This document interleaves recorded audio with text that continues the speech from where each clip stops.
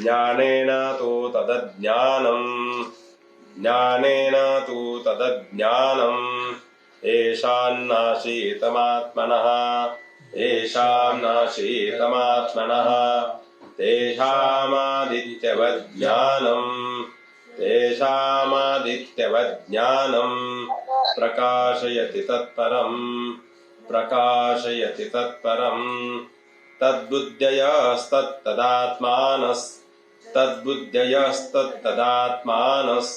तन्निष्ठास्तत्परायणाः गच्छन्त्यो पुनरावृत्तिम् ज्ञाननिर्धूतकल्मषाः विद्याविनयसम्पन्ने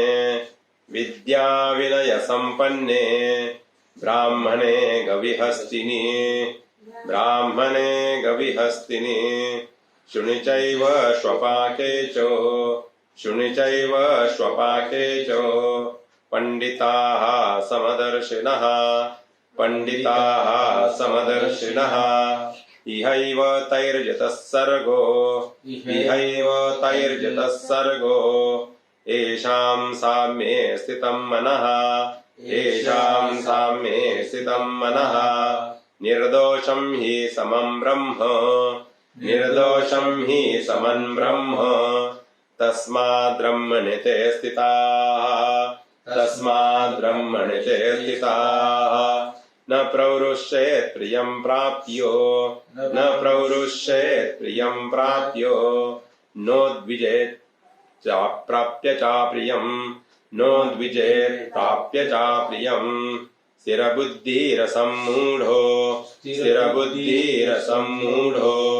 ब्रह्मविद् ब्रह्मणि स्थितः बाह्यस्पर्शेष्वसक्तात्मा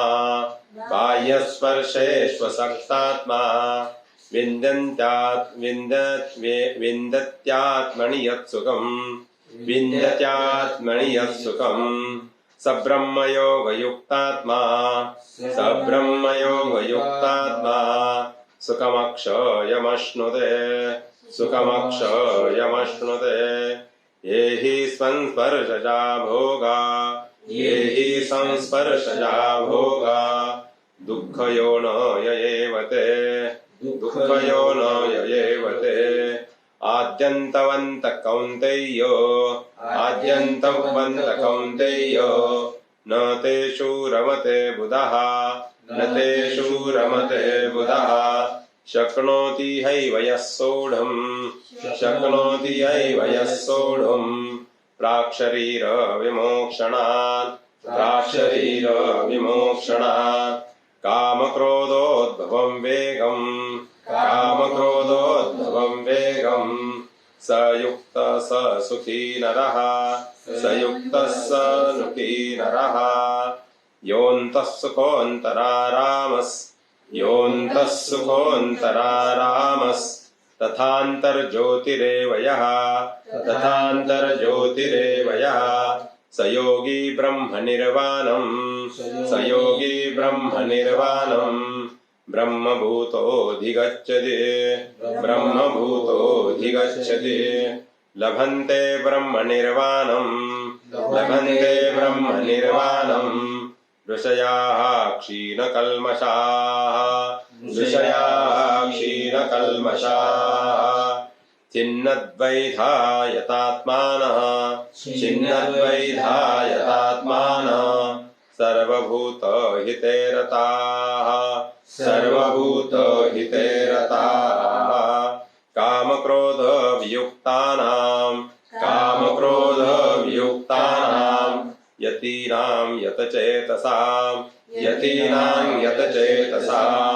अभितो ब्रह्मनिर्वाणम् वर्तते विदितात्मनां स्पर्शान् कृत्वा बहिर्बाह्यांश् चक्षुश्चैवान्तरे भ्रुवोः प्राणापानौ समौ कृत्वा प्राणापानौ समौ कृत्वा नासाभ्यन्तरचारिणौ यतेन्द्रिय मनोबुद्धिर् मुनिर्मोक्षपरायणः विगतेच्छा भयक्रोधो य सदा मुक्त एव सः भोक्तारं यज्ञतपसां सर्वलोकमहेश्वरं सुहृदं सर्वभूतानां ज्ञात्वा मां शान्तिमृच्छति हरि ओम तत्सदिति श्रीमद्भगवद्गीतासूपनिषत्सु ब्रह्मविद्यायां योगशास्त्रे श्रीकृष्णार्जुनसंवादे कर्मसन्न्यासयोग नाम पंचमोऽध्यायः। तत्सत् श्रीकृष्णार्पणमस्तु।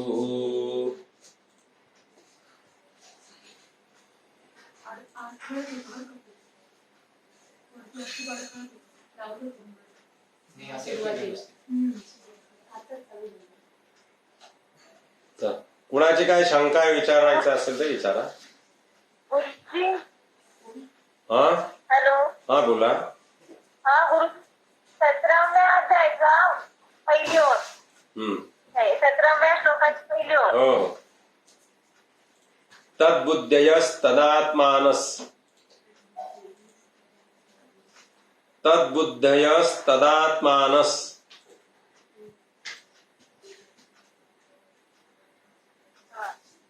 झालं। तन्निष्ठास्तत्परायणाः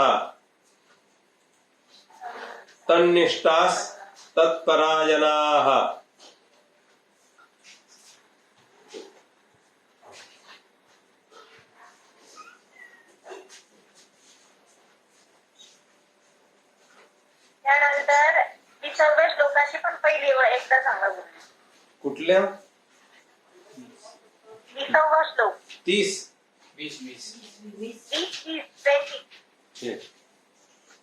न प्रवृष्येत् प्रियं प्राप्य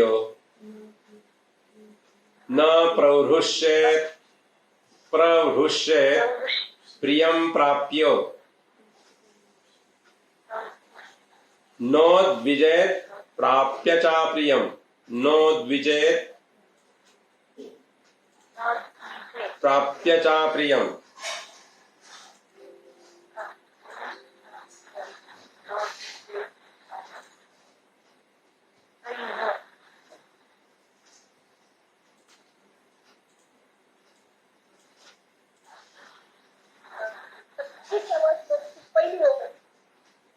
कितवा?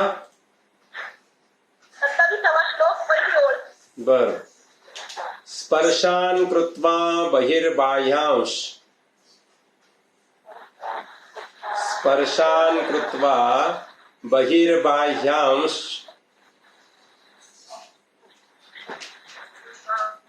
चक्षुश्चैवान्तरे भ्रुवोः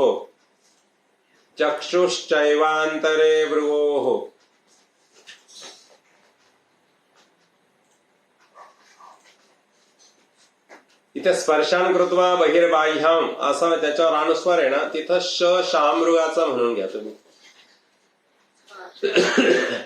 आणि मग खाली च शिल्लक राहील फक्त। इथं स्र जरी असेल तर संधी पुढे करताना श म्हणायचं आहे। स्पर्शान कृत्वा बहिर्बाह्यांश चक्षुश्चैवान्तरे भ्रुवोः।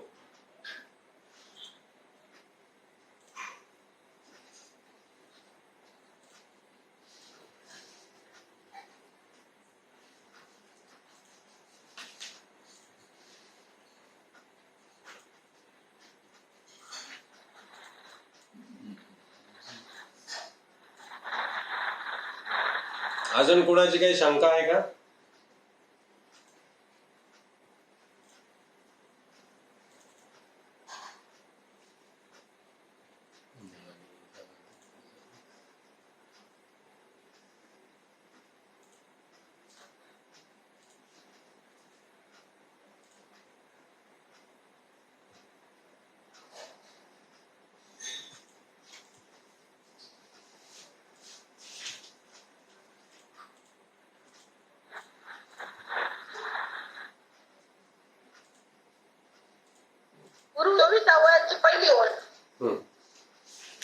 योऽन्तः सुखो चोवीसाव्याची पहिली ओळ. योऽन्तः सुखोऽन्तरारामस्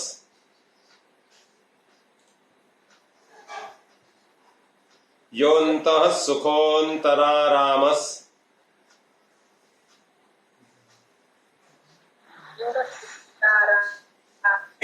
तथान्तर्ज्योतिरेवयः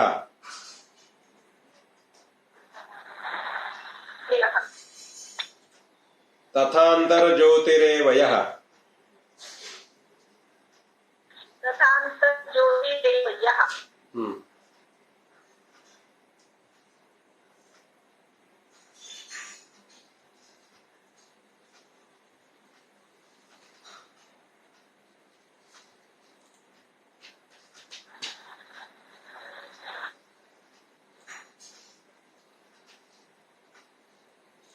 अजून कोणाला काही अडतंय का?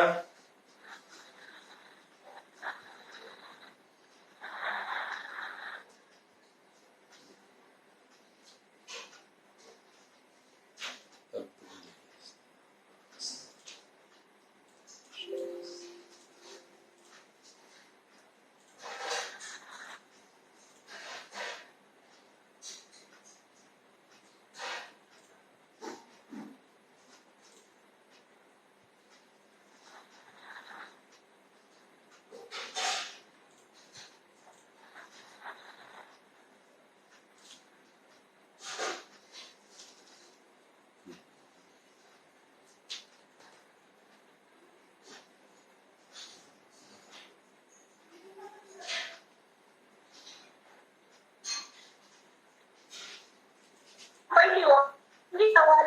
पहिली एकवीस पहिली ओळ. 21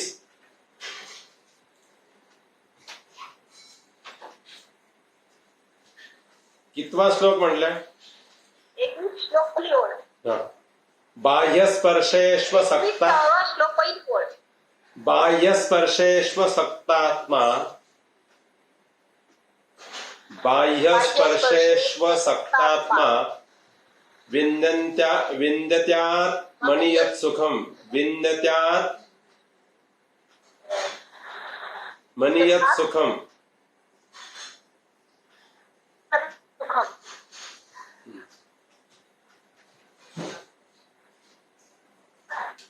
करायचं.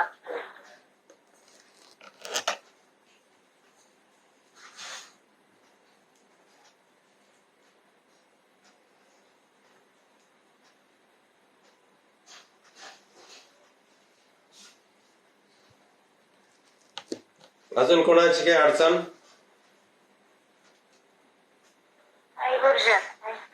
ठीक आहे. आपण 15 पर्यंत अर्थ बघितलेला आहे. 16व्या पाशी सुरुवात करूया.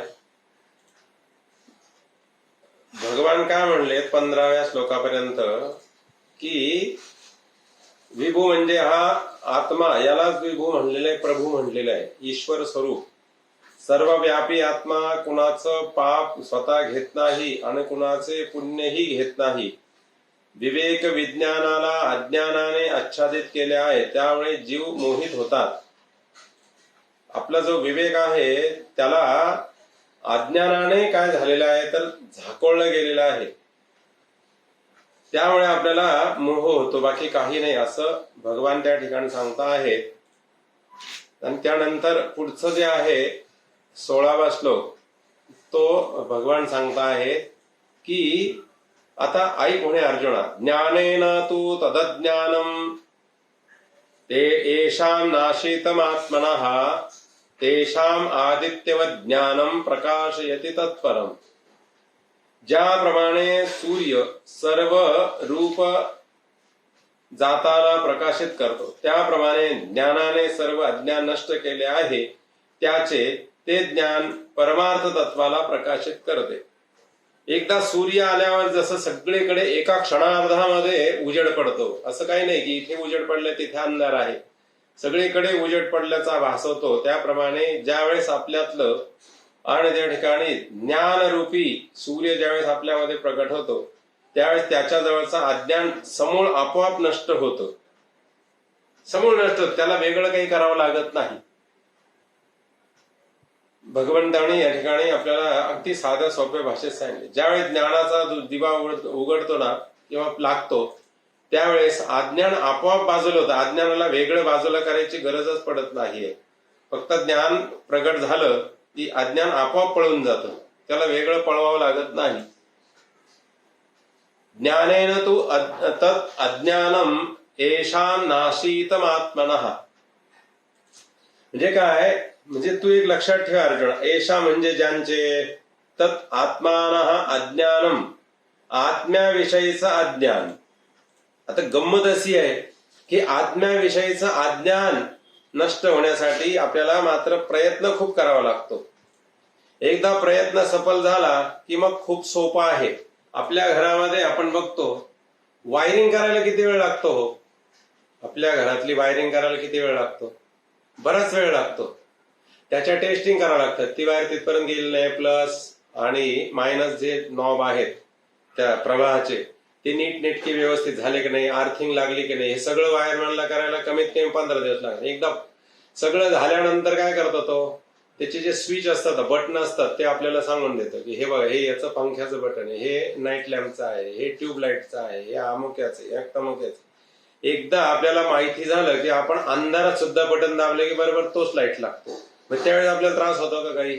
सुरुवातीला आपल्याला त्यांनी सगळी लाईट जरी करून दिली असतील, बटणं लावून दिली असतील, सगळं स्विच सगळं ओके करून दिलेलं आहे, तरी सुरुवातीला काही दिवस आपले नको असलेले नाही तेच बटन दाबलं जातं आणि नाही तेच लागतं. एक 2-3 दिवस सारखं लक्षात ठेवलं की मग मात्र अंधारात सुद्धा ते बटन दाबले पंखाच लागतो, ते बटन दाबले नाईट लॅम्पच लागतो, ते बटन दाबले.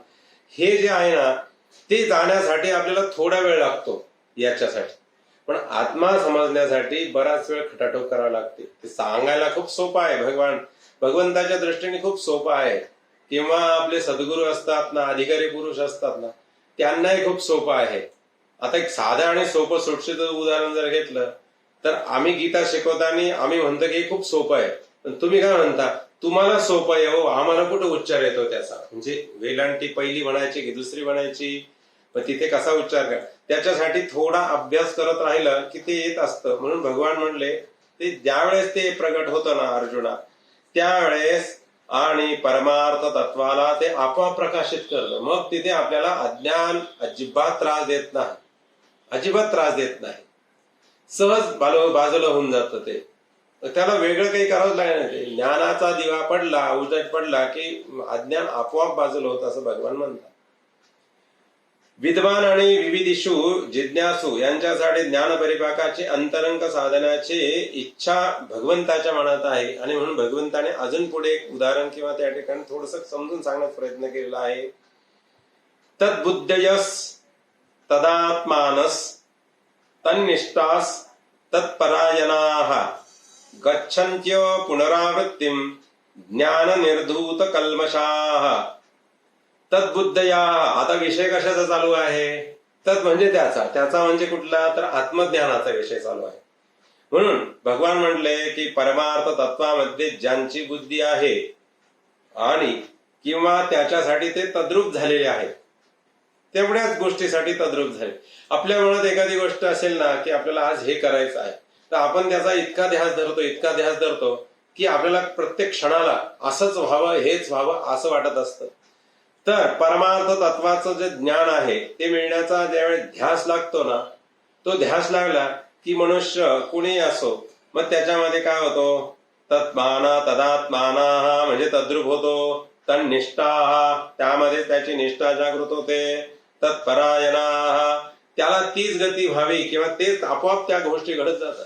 आपण जर बालपणातील ध्रुवाचं रक्षण बघितलं तर ध्रुवाला भगवान भेटावेत एवढीच इच्छा आहे, बाकी काही नकोय. त्यामुळे त्याच्यावर आलेली संकट, अडीअडचणी याचं त्याने कधी इश्यू केला नाही आणि बाऊही केला नाही, तो सहज ते करत राहिला.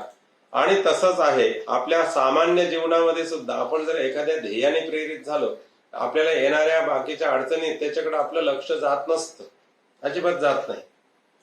एक साधं आणि सोपं उदाहरण सांगायचं असेल ना, हे पटकन आपल्या लक्षात आहे. एकदा एका स्त्रीला माहेरी जायचं ठरलं ना, मग तिला त्या दिवशी कितीही काम करायची पळी आली, किती लवकर उठायची पळी आली, तरी सकाळी 6ला गाडी असेल तरी ती रात्री 2:30लाच उठणार. ध्येयाने प्रेरित झाली. माझी 6ची गाडी चुकायला नकोय. हा विनोदाचा भाग जो असतो ना तो सोडून द्या. मग प्रत्यक्ष जीवनात आलेलं घटना किंवा एखादी घटना घडते ती सांगितली पटकन डोक्यात बसतं. असे दुसरे तत्वज्ञानाच्या गोष्टी सांगितले पटकन आपल्याला लक्षात नाही. रोजच्या व्यवहार आपल्याला 6ची गाडी पकडायची असल्यानंतर आपण 2:30ला सुद्धा उठून सगळं जिथले तिथं आवरून मग जातो.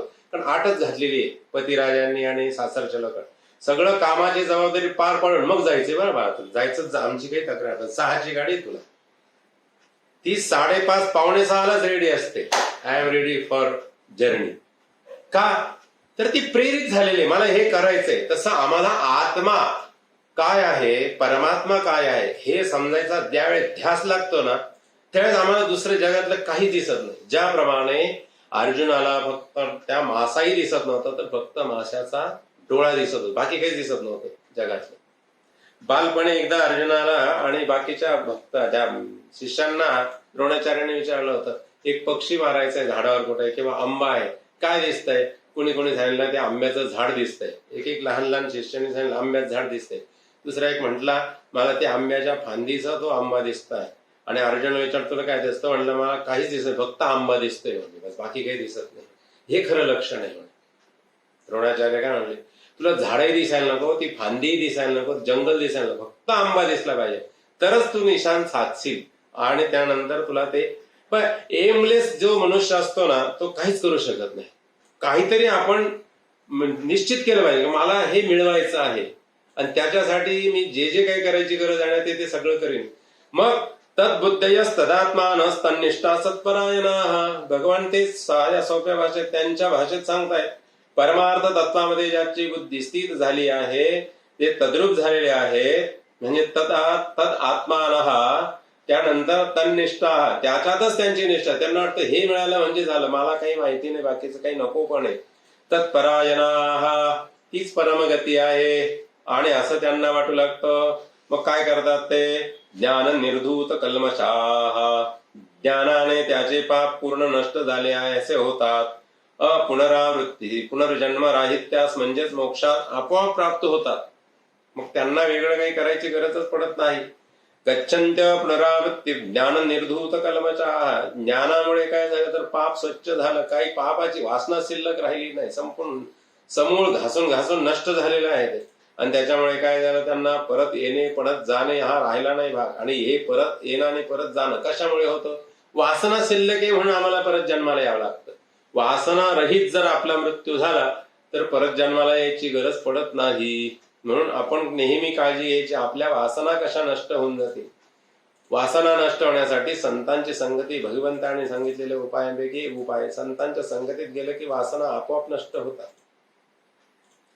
मग भगवंताने अशा प्रकारे सांगितलंय ज्ञानाने ज्यांचे आत्मविषयक अज्ञान नष्ट झाले आहे व ज्ञानाने ज्यांच्या संसाराला कारण होणारा पापादी दोष नष्ट झाला आहे ते ज्ञानी संन्यासी आपोआप मुक्त होतात. ज्यांचे आत्म्याविषयीचे अज्ञान ज्ञानाने नाहीसे झाले आहे ते पंडित तत्व कसे आहे. त्याला पंडित कुणाला म्हणा भगवान सांगत आहे. विद्या विनय संपन्ने ब्राह्मणे गविहस्तिनी शुनीचैव श्वपाकेचो पंडिताः समदर्शिनाः. विद्या आणि विनय यांनी संपन्न असलेल्या ब्राह्मणांच्या ठिकाणी गवी म्हणजे काय तर गायीमध्ये किंवा बैलामध्ये, हस्तिनी म्हणजे हत्तीमध्ये, आणि त्यानंतर शुनी म्हणजे कुत्र आणि श्वपाके म्हणजे चांडाळ. आणि याच्यामध्ये काय आहे तर ब्रह्मनिष्ठ समब्रह्म पाहणारे असतात. त्यांना दुसरं काही दिसत नाही याच्यामध्ये.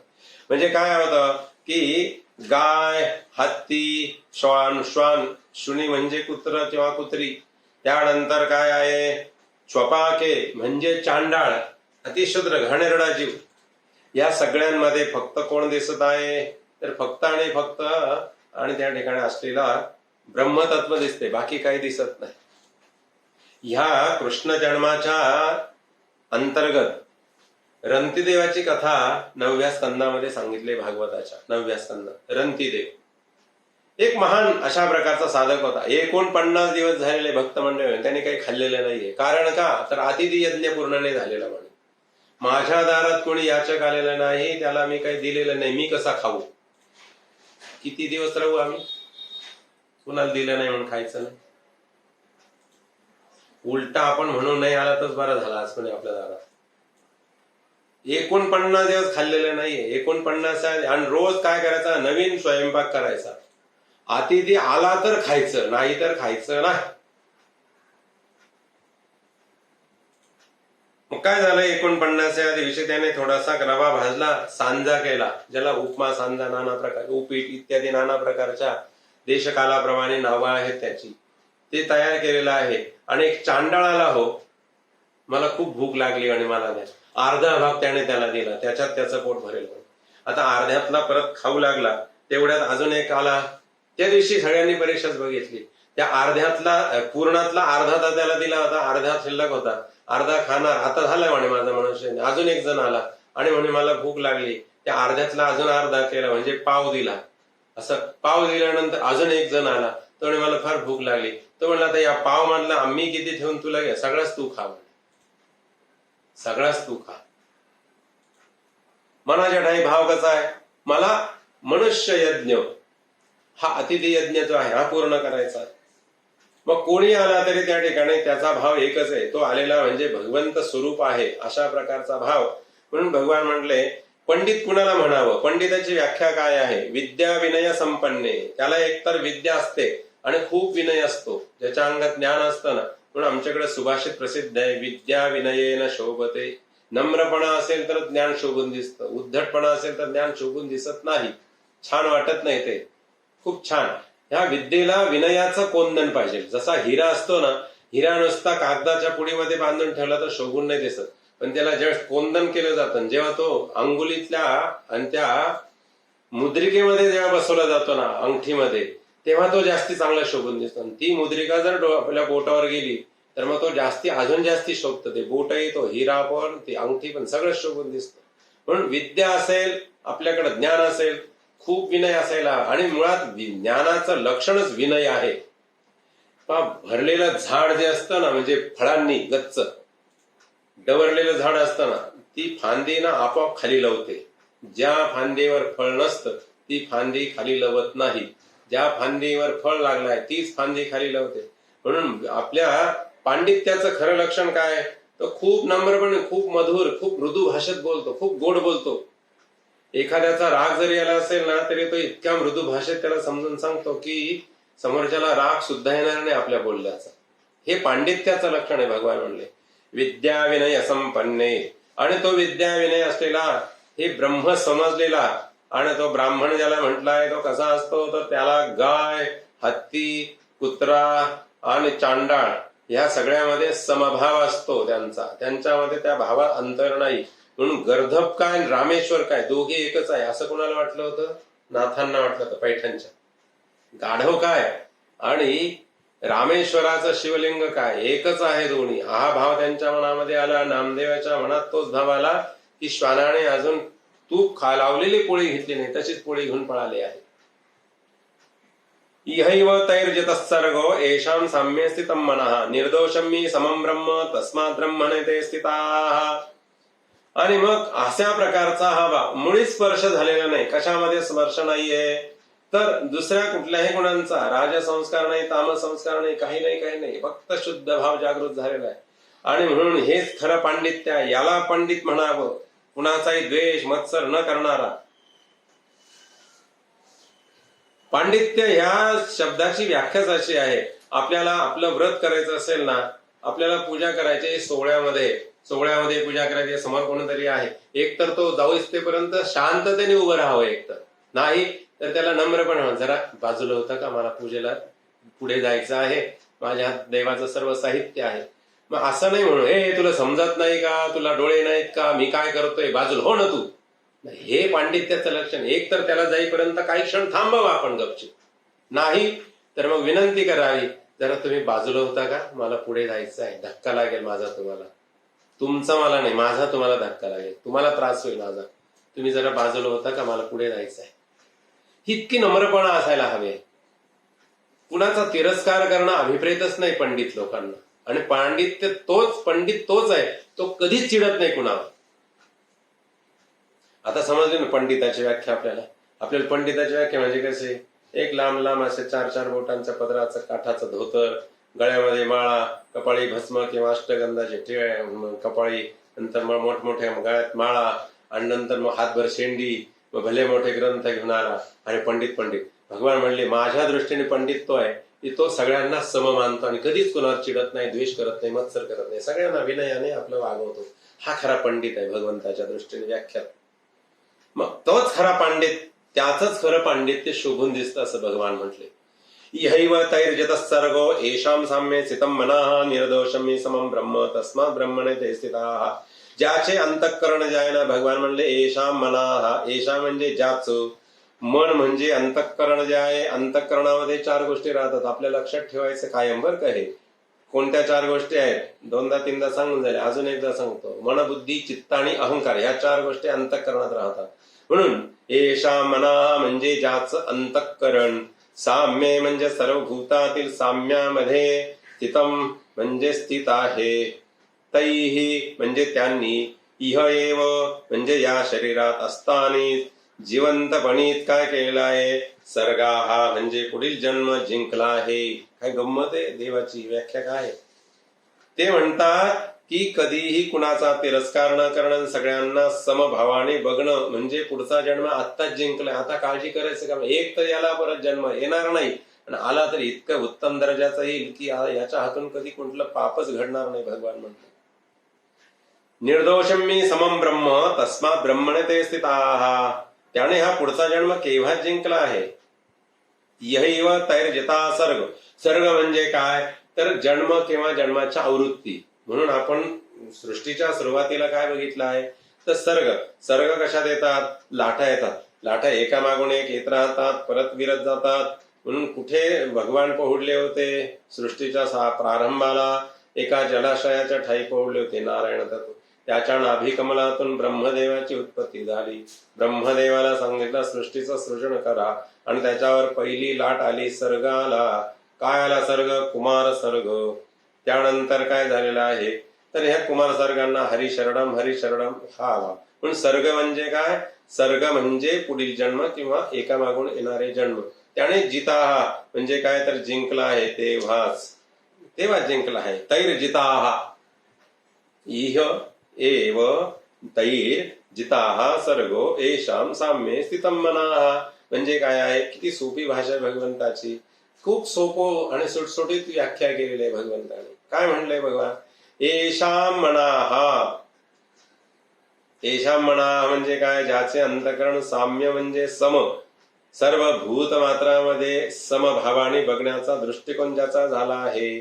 आणि त्याने याच शरीरात इह एव म्हणजे ह्याच शरीरात आत्ता ह्या क्षणाला काय केलेलं आहे तर जिवंतपणे हा पुढचा हात जन्म झाला, पण त्याच्या पुढचाही जन्म त्याने जिंकून घेतलाय. त्याला आता भीतीच नाही राहिलेली आहे. निर्दोषम मी समम ब्रह्म, आता तो पूर्ण निर्दोष झालेला आहे, सर्व दोष शून्य झालेला आहे. कारण का, सर्वत्र समभाव बघण्याचा भाव जागृत झाला. अशाला कोणी शत्रू नसतं. शत्रू कोणामुळे तयार होतो, समोरच्यामुळे नाही, आपल्यामुळे. आपण समोरच्याला शत्रू मानला की तो हे आपला शत्रू होतो. आपण त्याला मित्र मानला, आपण त्याला त्याप्रमाणे वागवलं की आपल्याला तो न्यूटनचा नियमच आहे की नाही तसा. आपण जसं समोर साथ देऊ तसा प्रतिसाद आपल्याला मिळतो.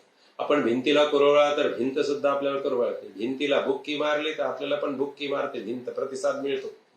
आपण काय जसा आपण व्यवहार करू तसा समोरून व्यवहार होत असतो. पण आपल्याला सुख हवं असेल आपणही सुख द्यावं दुसऱ्याला, आपल्याला प्रेम हवं असेल तर आपणही प्रेम द्यावं. आपण दुसऱ्याला, आपल्याकडे पूर्वीची एक म्हण आहे प्रसिद्ध असलेली, काय, बोरी लावाव्या आणि आंबे खाण्याची अपेक्षा करावी का. बाभळी लावून कुठं आंबा खाता येतो का. बाभूळ लावल्यावर बाभळीचे काटेच टोचणार. आंबा खायचा असेल तर आंब्याचं झाड लावावं लागेल. आम्हाला जर सगळीकडून सुख मिळायचं असेल आणि आम्हाला ह्या जीवनामध्ये अत्यंत सुखाच्या परमोच्च बिंदूला जायचं असेल, परमोच्च बिंदू म्हणजे आत्मसुख हवा असेल तर आम्ही सगळीकडे आत्मा शोधा ना. ह्या देहामधला आत्मा शोधा, तुम्हाला आत्म्याचा आभास होईल भगवान म्हटले. बस, बाकी काय आहे दुसरं.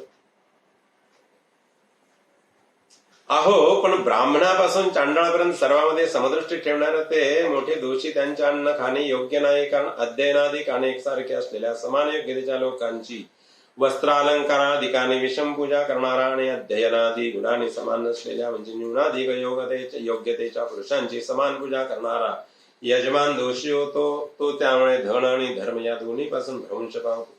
असे गौतम सूत्रात याविषयी प्रमाण आहे. या शंकेचे समाधान असे आहे की ज्याचे अंतःकरण सर्व भूतातील समभावामध्ये ब्रह्मामध्ये निश्चल झालेले असते, त्यांनी या वर्तमान देहात जिवंत असतानाच पुढील जन्म जिंकलेला असतो. भगवत भक्तांनो, जेव्हा मन आणि अंतःकरण हे परिपूर्णपणे शुद्ध होतं ना, त्यावेळेस त्याने केलेली क्रिया ही त्याच्यावर बाधक ठरत नाही.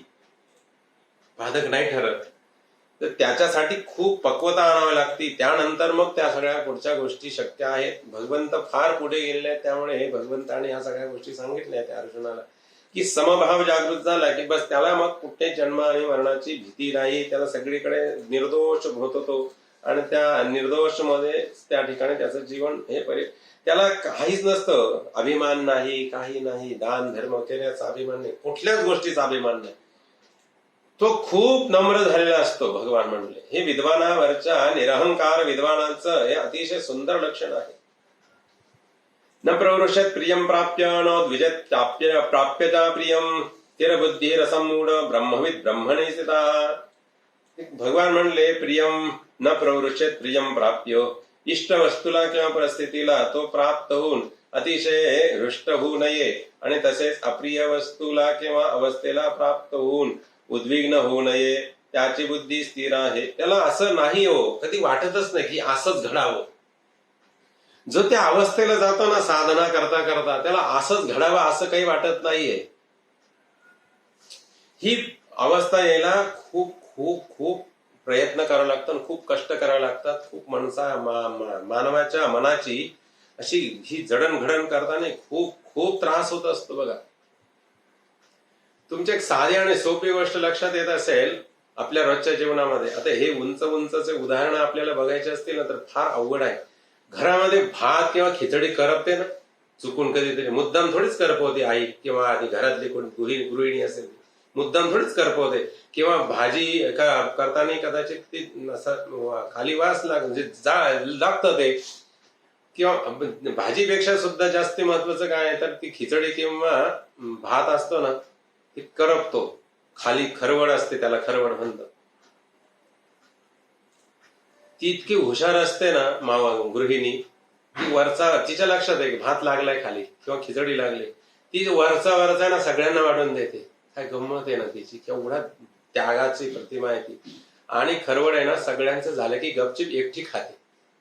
काय आशा आहे तिला नाही वाटत की चांगलं मऊ खाल्लं जळालं किंवा पोळी जळाली असेल चुकून, ते जळकी पोळी बरोबर बाजूला ठेवणार ती गृहिणी. आणि चांगल्या पोळ्या असतील त्या घरातल्या पतिराजांना किंवा आपली मुलं किंवा जे कोणी असेल त्यांना, आणि बरोबर जळकी पोळी स्वतः खाते. तिला नाही वाटत का चांगली पोळी खावी? पण तिचा भाव कसा झालेला आहे की मला अनुकूल असेल तरी चालेल आणि प्रतिकूल असेल तरी चालेल. म्हणून स्त्रियांना कधी कधी मुखातून शब्द निघतो की त्या योगी आहेत. योग्याला सुखाची दुःखाची अपेक्षाच नसते. काही जे मिळेल ते आपला आनंद आणि आहे तोच आनंद आहे. बस मला बाकी काही नाही लागत, आहे तेच आनंद आहे. हा भाव ज्यावेळेस आपल्या मनात येतो ना, त्यावेळेस भगवान म्हटले आहे की सर्व कर्म संन्यास ब्रह्मनिष्ठ झालेल्या ब्रह्मवेत्याने इष्टप्राप्ती झाली असता हर्षही मानायचं नाही, अनिष्ट प्राप्ती झाल्यात विषादही मानू नये. आत्मा एक सम निर्दोष आहे अशी आपली बुद्धी दृढ करून विवेक संपन्न व्हावे, तोच ब्रह्मनिष्ठ आणि सर्व कर्म संन्यासी होईल. भगवान असं म्हणतात, सर्व कर्म संन्यास. आणि लक्षात ठेवा, हे उदाहरण सामान्यपणे माझ्या निदर्शनास आलंय म्हणून मी सांगितलंय. ती कधी कुरकुर करून सांगत नाही बाहेर. ती गृहिणी कधी कुरकुर करून सांगत नाही मी जळका भात खाल्लाय किंवा लागलेली खिचडी खाल्ली. कुणालाच सांगत नाही होती, कुणालाच सांगत नाही. घरी तिच्या माहेरी सुद्धा सांगत नाही. आई अगं काय करते माझ्या घरात ना, आई तिला 2 शब्द सुनवेलीची तिला खात्री आहे. तू लागू कशी ती खिचडी, लक्ष कुठे असतं तुझं? त्याच्यापेक्षा आपण आपलं गपचिप सहन करायचं आणि कुठे तक्रार सुद्धा करायची नाही. जीवनामध्ये असंच घडायला पाहिजे किंवा असं घडायला नको, हा भाव. आता हे खिचडीचं उदाहरण फक्त वानगी दाखवले बरं का. तुम्ही त्याचा अर्थ असा करू नका की चूक झाली तरी आपल्या गपचिप, चूक होऊ द्यायची नाही. जर चुकून झाली चूक तर त्याचा विषादही करायचा नाही. आणि खूप चांगले दिवस आले किंवा चांगल्या घटना घडल्या तरी त्याचा आनंदही मानायचा नाही. फक्त ब्रह्मामध्ये आपलं लक्ष एका एक चित्त करायचं आहे, तिथेच आपले परायणता आहे. बस आपल्याला ते मिळवायचंय, बाकी काही मिळवायचं नाही. हा भाव ज्या वेळेस येतो त्याला कर्मसन्यास म्हटलं जातं. भगवान म्हणले तो कर्मसन्यास. अमुकच एक घडलं पाहिजे, नाही मी माझं काम करत राहील आणि जे घडायचं असेल ते घडेल, मला त्याच्याशी काही कर्तव्य नाही. म्हणून बघा, आपण जर कधी आपण म्हणजे खेळामध्ये आपण नेहमी हे जीवनात सुद्धा, जीवन हा सुद्धा एक खेळच आहे. मला परवा शार्दूलचा मेसेज आला होता, गुरुजी तुम्ही क्रिकेटचं पण ट्रेनिंग द्यायला सुरुवात करता का? आता कसं आहे, कुठलाही खेळ असेल ना तर त्याच्यात जो खिलाडी वृत्तीपणा असतो ना, ते आपल्या जीवन हा सुद्धा एक खेळच आहे. त्याच्याकडे जर खिलाडी वृत्ती, स्पोर्ट्स पण स्पिरिटने जर बघितलं ना तर आपल्याला त्रास नाही होत, त्याचा इश्यू नाही होत. आणि त्याचा जर आपण इश्यू केला तर बस. बघा, एखादा खेळाडू असतो ना, खेळ करताना तो त्याची मुलाखत गेली, त्याला विचारलं काय तू 99 आउट झाला, तुला वाटलं नाही सेंचुरी व्हावी? तो म्हणतो सेंचुरी व्हावी असं वाटत होतं, पण आपला देश, आपली टीम जिंकावी हा हेतू होता. त्यामुळे मी आउट झालं तरी चालेल, पण त्या ठिकाणी मला फटका मारणं गरजेचं वाटलं म्हणून हळूहळू टुकू खेळलं असं तर सेंचुरी नक्की झाली असती. पण माझा देश किंवा माझी टीम जिंकली नसती. ती जिंकण्यासाठी माझा बली गेला तरी चालेल, माझा बली. मग उत्तरा काय म्हणते, भगवंताला उत्तर काय म्हणते, माझा देह पडला तरी चालेल प्रभू ह्या ब्रह्मास्त्राच्या तेजाने, पण आतला जो गर्भ आहे तो वाचला पाहिजे. कारण तो पांडवांचा वंश आहे, पुढे निर्वंश व्हायला नकोय पांडव. मी गेलो तरी चालेल, पण माझा कुळ आणि माझा हा जो दरबार आहे ना पांडवांचा, तो सुदृढ राहिला पाहिजे. माझं काय होतं त्याला काही महत्व नाही. ही खिलाडू वृत्ती, ही जी बुद्धी किंवा हा जो विचार आहे ना, हा ज्यावेळेस येतो ना त्यावेळेस मग त्याला म्हणायचंय कर्मसन्यास योग प्राप्त झाला आहे. कर्मसन्यास योग भगवान म्हणले. बस मला काय होतंय त्याचा घेणंच नाही, कर्तव्यच नाही, तर मला ती गोष्ट व्हायला हवी की जी योग्य आहे, आवश्यक आहे.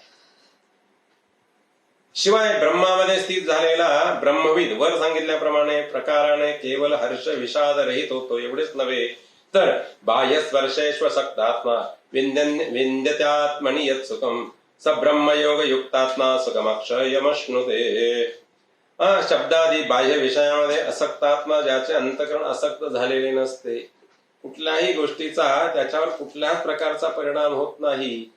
बाह्य म्हणजे कुठले विषय आहेत, बाहेरचे विषय 5 आहेत भगवत भक्तांना, आपल्याला सर्वांना श्रुत आहे. शब्द, रस, रूप, गंध इत्यादी जे विषय आहेत 5 इंद्रियांचे, त्यामुळे ज्याचं अंतकरण कधी आसक्त झालेलं नाहीये, कधीच आसक्त झालेलं नाही. बाह्य स्पर्शेश्व सक्तात्मा विंद्यतात्मनि यत् सुखम. आत्मनी म्हणजे प्रत्येक आत्म्यामध्ये जे स्वरूपभूत सुख असते ना, आणि तो ज्यावेळेस अनुभव येतो ना त्यानंतर बाहेरच्या सुखाचा त्याला कशाचा लवलेशही चिटकत नाही, स्पर्शही करत नाही कधी कुणाची. तर ज्याचं पूर्ण अगदी बंधारूप आहे 100%, आणि त्या आत्मस्थित योगामध्ये किंवा आत्म्याच्या ज्ञानाच्या संदर्भात त्याला वेळ लागला आहे, निष्ठा आहे, ध्यास लागला आहे, त्याला बाहेरच्या गोष्टींचा आणि काही परिणामच होत नाही. विषयासक्ती हेच आत्मस्वरूप सुखाचे आवरण आहे. त्यामुळे विषयशक्ती रूप आवरण जसे जसे दूर होऊ लागते, बाह्य विषयासक्ती जसजशी कमी होऊ लागते, तस आतलं अंतर सुख जे आहे ना ते वाढत जातं. मग ते अभिव्यक्त होऊ लागतं. आपल्याला आधी सुखाची अनुभूती कशी येते की बाहेर जे आहे त्याच्यात सुख आहे, नाही, त्यापेक्षा आतलं सुख खूप वेगळं आहे. आणि आतलं सुख ज्याला खायला मिळालं ना त्याची एक वेगळीच मजा असते. चंदनाच्या झाडाजवळ गेलं तर बाहेरच्या पाल्याचा सुद्धा खूप सुगंध येतो. चंदनाच्या फांदीला आपण आपल्या हातावर घातलं, पाला घातला तर सुगंध येतो, पण चंदनाच्या आतला गाभ्याचा जो वास आहे किंवा ती सुगंध आहे तो बाहेरच्या पाल्यापेक्षा किंवा बाहेरच्या सगळ्या गोष्टींपेक्षा आतला आनंद किंवा आतलं सुख खूप वेगळं निराळ आहे. हे ज्यावेळेस त्या गाभ्यापर्यंत जातो ना त्याच वेळेस समजतं. तसं बाह्य इंद्रियांचं सुख जे आहे ना काही क्षणापुरतं आहे. हे ज्यावेळेस परिपूर्णपणे पक्व अवस्थेला जाईल ना त्यावेळेस मग त्या ठिकाणी तो खऱ्या अक्षय सुखाला प्राप्त होतो. साधक मोठ्या प्रयत्नाने इंद्रियांना विषय विमुख त्या ठिकाणी करण्यासाठी आपोआप प्रेरित होतो. म्हणून भगवंताची रोज प्रार्थना करायची, श्रीकृष्ण गोविंद हरे मुरारे, हे नाथ नारायण वासुदेव. देवा माझे सगळे इंद्रिय मनासह सगळी इंद्रिय जे आहेत ना ते तुमच्याकडे कधी आकर्षित होतील, का इकडे तिकडे भरकटतात देवा, का इथे एकत्र एका ठिकाणी का थांबत नाही, तुमच्याजवळ का थांबत नाही, तुम्ही तर खूप मधुर आहात, गोड आहात, छान आहात, सुंदर आहात, मग बाकीच्या तिकडे का माझं मन भरकटतंय सांगा ना देवा. हा आणि त्या ठिकाणी काय होईल तर विचार यायला सुरुवात होते भगवंताच्या. म्हणून प्रयत्न करावा लागतो, त्याच्यासाठी खूप प्रयत्न करावा लागतो साधकाला, खूप प्रयत्न करावा लागतो. हे जितकं वाटतं तितकं सोपं नाहीये. विषयांच्या बद्दल असलेलं आसक्तीचं सुख हे खूप त्रास होतो त्याचा त्याग करताना. आमचे सद्गुरू माऊली तर नेहमी म्हणतात की असं ओरबडून निघतं ते, ओरबडताना आपल्या अंगावरची खपली असते ना ती काढायची, बळजबरी काढायला प्रयत्न केला तर त्रास होतो, खूप आग होते, कधी कधी रक्तही निघू शकतं. तर इतका त्रास होतो. हा माया आणि मोहाचा जो हा आपल्यावर बसलेला जो पक्का आणि पगडा आहे किंवा पक्क चिटकलेला आहे ना, ते सोडण्यासाठी साधकाला खूप खूप प्रयत्न करावे लागतात. मग त्याच्यातून तो यशस्वी होऊ शकतो. एकदा पराभूत होईल, दोनदा होईल, तीनदा होईल, पण चिकाटी सोडली नाही तर एक दिवस असा येईल की समोर जरी सुख ठेवलेलं असेल सगळं तरी त्याचा त्याग आपोआप होईल आणि तिकडेच मन लागेल. म्हणून या कारणानेच भगवंता म्हणतात की मग त्याच्यासाठी काय करायला हवं, एही संस्पर्शजा भोगा दुःख दुःख योन येवते आद्यंतवंत कमतेय न तेषु रमते बुधाहा. म्हणून हे म्हणजे जे, ये म्हणजे काय तर जे, ही म्हणजे काय कारण, संस्पर्शजा म्हणजे इंद्रिय आणि त्याचे विषय यांच्यापासून होणारे भोग, भोगाहा भोग म्हणजे सुखानुभव, ते म्हणजे सर्व दुःख योनय येव म्हणजे काय आहे तर दुःखाचीच बीज आहेत असं आपल्या नक्की लक्षात येईल. सारखं सारखं आपण विचार केला तर हेच आपण जे काय करतो ना शेवटी दुःखच आहे आम्हाला. मग दुःख जर होत आहे या गोष्टीने मग ते का करतो आपण, आपण आपल्या मनाला कधीतरी प्रश्न विचारायला हवा. भगवान म्हणजे साधक म्हणून जर आपण असेल मग तुला समजतं ह्याच्यातून दुःख आहे, मग तू का करतो ती गोष्ट असं आपण स्वतःला विचारायचं. म्हणजे मग आपल्याला आपोआप उत्तर मिळेल की नाही आपण ते करायला नको, टाळायला हवं. आद्यंतवंत कौंतेय न तेषु रमते बुधाः उत्पत्ती नाश यांनीच युक्त आहे. हे जे सुख आहे ना आपल्याला वाटतं इंद्रियांच्या माध्यमातून मिळणार, त्याचा आनंद म्हणजे सुख सुरुवात पण आहे आणि त्याचा अंत पण आहे. आणि मग असं जर असेल तर मग विद्वान बुधाः म्हणजे काय तर विद्वान न तेषु रमते बुधाः त्याच्यामध्ये विद्वान लोक, हुशार लोक, विवेकी लोक कधीच रममाण होत नाहीत. भगवान म्हणते त्या सुखामध्ये कधीच, बाह्य सुखामध्ये ते कधीही सुख आहे आणि त्या ठिकाणी रममान होत नाही. कारण का त्यांना माहिती बाह्य सुख सुरुवात पण आहे, उच्च कोटीला पण जातं आणि शेवटी त्याच्या अधोगती पण होते. सुख टिकत नाही ते, मग नंतर ऱ्हास पण होतो त्याचा. मग कशाला ह्या गोष्टीत जमायचं, कशाला फुकटची कवायत करायची ह्या सगळ्या गोष्टींची. विषय आणि इंद्रिय यांच्या संयोगापासून झालेले ऐहिक परलौकिक सुखानुभव दुःखाची कारण आहे. सर ते शेवटी दुःखच आहे, त्याच्यामध्ये त्याची उत्पत्ती पण आणि विनाश पण आहे. म्हणून विवेकी त्यामध्ये रममान होत नाही. श्रेयो मार्गाचा प्रतिपक्षी सर्वांर्थांचे निमित्त अतिशय कष्टकर व दुर्निवार्य असा एकच दोष आहे. त्याच्या निवारणासाठी मोठा यज्ञ करायला हवा. तो यज्ञ काय करायचा भगवान सांगता आहेत. शक्नोती हैवय सोढुम प्राक शरीर विमोक्षणा काम क्रोधोद्भवम वेगम सयुक्त स सुखी नराहा. भगवान काय म्हणले आहे, शक्नोती व शक्नोती म्हणजे समर्थ होतो, इह एव म्हणजे जिवंतपणे तोच यशस्वी होऊ शकतो, समर्थ होऊ शकतो. कधी सोढुम त्यानंतर काय होतो, सहन करण्यास तो समर्थ होऊ शकतो. प्राक शरीर विमोक्षणा म्हणजे शरीराचा नाश होईपर्यंत आणि आपल्याला काय करायचं आहे, काम क्रोध यापासून उत्पन्न होणारा वेग जो आहे हा सहन करण्याचा प्रयत्न करायचा आहे. आणि हा जो वेग सहन करू शकतो काही क्षणापुरता, त्यानंतर पुढे काय आहे तर पुढे सगळा आनंदच आनंद आहे. तो क्षण टळला की पुढे आनंद आहे सगळा. त्या क्षणाला आपण हारलो की हारलो. मग आपण ते प्रयत्न करून आणि त्या क्षणाला फक्त टाळण्याचा प्रयत्न करायचा, बाकी पुढे सगळा आनंदच आनंद आहे भगवान म्हणते. मग आता काय आहे तर तो टाळल्यानंतर पुढे काय होतं तर आपल्या मनाला आपण समाधान करायचं आहे. त्या ठिकाणी काय मनाला समाधान करायचं आहे, योऽन्तः सुकोऽन्तर रामास तथांतर ज्योतिरेवयाः स योगी ब्रह्मनिर्वाणं ब्रह्मभूतोऽधिगच्छति. अंतःसुख म्हणजे अंतरात्म्यामध्ये आणि काय आहे, सुख आहे. प्रत्येक जीवाला अंतरात खरं सुख, आपल्यामध्ये सगळं सुख आहे. आपण शोधतो दुसरीकडे आणि म्हणून आपल्याला त्रास होतो. आत्म्यामध्येच अंतराराम म्हणजे आत्म्यामध्येच आणि आराम आहे, आक्रीडा करमणूक आहे. त्याचप्रमाणे जो अंतर्ज्योती एव म्हणजे आत्मा हीच त्याची ज्योती आहे, प्रकाश आहे. भगवत भक्तांनो, साधकाकडे खूप बारकाईने नजर ठेवा. एक साधक आहे ना, मेडिटेशन किंवा ध्यान धारणा करण्याला बसले की बघा तुम्ही, त्यांच्या चेहऱ्यावर एक वेगळ्या प्रकारचं हास्य असतं, वेगळ्या प्रकारचं एक वेगळाच टच येतो बघा चेहऱ्यावर, काही वेगळ्याच प्रकारचा स्माइल, स्मित हास्य. कुणाला ना किती जरी सुख मिळालं ना, चेहऱ्यावर कायम 12च वाजलेले असते कुणाकुणाचे. म्हणजे किती सुख, भारी साडी आणली, भारी ड्रेस आणला, भारी दागिना आणला, भारी घरात खायला प्यायला आणलं, तरी 12 वाजलेले. आता काय झालं, कुठे काय झालं? मग आनंद थोडा तरी हसा झाला, थोडं तरी हसाय, चांगलं आहे, छान आहे, सुंदर आहे. काय नाही, कायम 12च वाजलेले आहे. म्हणजे बाहेरच्या सुखाला सुद्धा कधी प्रतिसाद देत नाही, तर आतल्या सुखाला कधी प्रतिसाद देतील कुणास ठाऊक.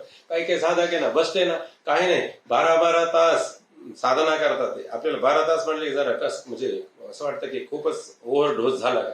पण 12 मिनिटं किंवा 1 तास 2 तास बसले ना, बघा कुणाला ना 15-20 मिनिटं जर बसलो ना, तर फार असं असह्य झालं म्हणतो. फार वेळ बसलो, चहा वगैरे ठेवा म्हणे. याला 4-4 तास बसलं तरी तो काय म्हणतो, तुम्ही चहा वगैरे नाही हो म्हणे, मला भूकच लागली नाही. काय गंमत आहे, भूक लागली नाही, पाठीला कळ लागले नाही, डोळे चणचण करत नाही, काहीच होत नाही. का तर त्या आत्म्याच्या सुखात म्हणून काही होत नाहीये महाराज. आम्ही ज्या वेळेस आत्म्याच्या सुखात नसतो ना, तेव्हा आमचा घसा कोरडा पडतो, आमच्या डोळ्याला चणचण होते, आमची पाठ दुखायला सुरुवात होते, आमचं बरंच काय होतं. जेव्हा आत्म्याच्या सुखाचा अनुभव घेतो ना, त्यावेळेस काही नाही, कुठेतरी रममान झाला ना जीव, की काही ताण भूक विसरून जातो. असं होतं का? नक्की होतं. फक्त प्रत्येकाचा विषय वेगळा आहे. मुलीचा विषय माहेरी जायचा असेल तर अनुभव हरवली. आईचा विषय बाळ परीक्षेवर यायचंय किंवा कुठल्या तरी गावावर यायचंय, खूप लांबून प्रवास करून येणार आहे बाळ तुझा. आईला सांगितलं किती तासाचा प्रवास आहे, 13 तास नाही तर 23 तास, 24 तास, 36 तास विदेशात गेलेला आहे मुलगा. आणि आलाय, फोन केला आईला, आई हे बघ विमानाचं तिकीट झालंय. आणि आता आधुनिक पद्धतीने काय केलं, त्यांनी व्हॉट्सअप करून पाठवून दिलं वडिलांना, तेव्हा माझं असं तिकीट इतक्या वाजता बसणार आहे, इतक्या वाजता मी येणार आहे. सांगा 24 तासात आईला आणि वडिलांना तहान भूक लागते का? रोज तर तुम्ही तहान भूकेने व्याकुळ आहे. नाही, त्याला बघितलं की मग त्याच्या बरोबरच शेअर करून आपण खाऊया, मग बसून खाऊया. का असं होतं? तर तद्रूप झालाय जीव. तो तद्रूपपणा आत्म्याविषयी, तो तद्रूपपणा जर आपल्या भगवंताविषयी झाला, आपोआप तहान भूक विसरायला होते. ध्रुव काय वेडा होता, त्रिरात्रांते कपित्त बदराशणा. कवठीचं आणि बोराचं पान कोणाला आवडतं? माझा देव याच्यापेक्षा खूप मधुर आहे, म्हणून मी मुद्दाम ह्या देहाला काय खाऊ घालील, तर कवठीचं आणि बोरीचं पान खाऊ घालील 3-3 दिवसांनी. त्या महिन्यात प्रसन्न झाला नाही म्हणून ध्रुवाने काय केलं, तर पुढच्या महिन्यामध्ये वाळलेलं पान 6व्या-7व्या दिवशी खाली गळतं, म्हणून तेवढंच फक्त खाली जे गळून पडेल तेच पान खायचं, नाही तर खायचं नाही. वाळलेलं गवताचं पातं किंवा गळून पडलेलं पान खायचं ठरवलं. आणि त्याच्या पुढच्या ह्याच्यात काय केलंय, तर 9 दिवसाने 1च दिवस पाणी प्यायचं. 9 दिवसानंतर नवदिवस नवरात्र करुणी मागेन ज्ञानपुत्र. पोटी कोणाला मागितलं? ज्ञानपुत्राला मागितलं. पण 9 दिवस नवरात्र केलंय म्हणे आम्ही, उपवास केला. आणि काय केलं, तर उपवास म्हणजे जवळ राहिलो, वास्तव्य केलं भगवतीच्या जवळ 9 दिवस नवरात्राच. पण खरंच 9 दिवस नवरात्राचा उपवास केला का? नाही हो. भाद्रपदाचा अख्खा महिना त्याची 9 दिवसाची तयारी करण्यात घालवला.